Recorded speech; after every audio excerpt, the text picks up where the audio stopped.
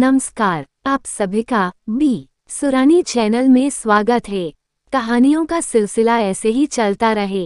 Like करें, share करें, subscribe करें। कहानी हमारे जीवन का एक अहम हिस्सा है।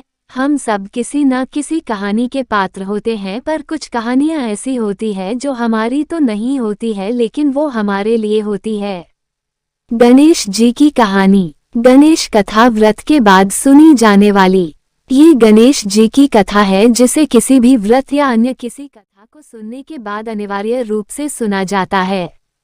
गणेश जी की पूजा के उपरांत विनायक जी की कथा, गणेश जी की कथा को सुनना अत्यंत ही शुभ होता है।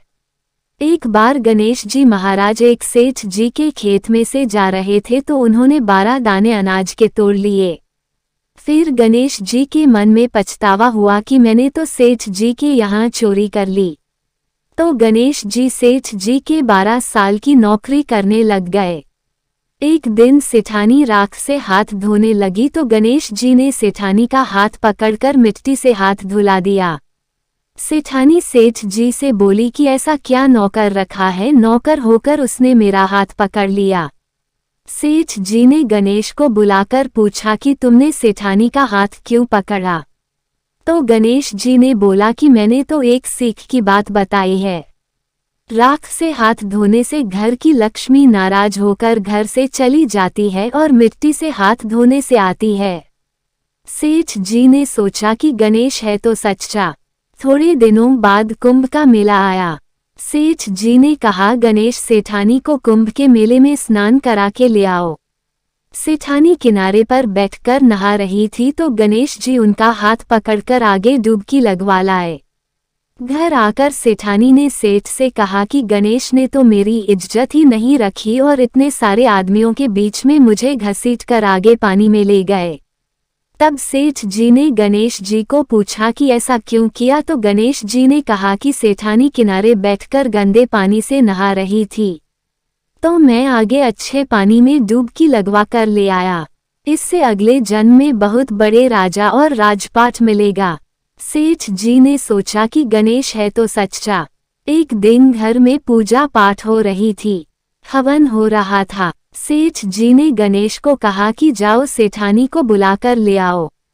गणेश सेठानी को बुलाने गया, तो सेठानी काली चुनरी ओढ़कर चलने लगी, तो गणेश जी ने काली चुनरी फाड़ दी और कहा कि लाल चुनरी ओढ़ के चलो। सेठानी नाराज होकर सो गई। सेठ जी ने आकर पूछा क्या बात है, तो सेठ ने बोला कि गणेश ने मेरी चुनरी फाड़ दी।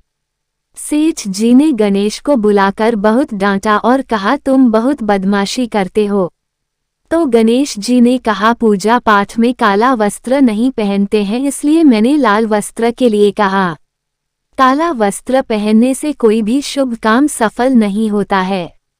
फिर सेठ जी ने सोचा कि गणेश है तो समझदार।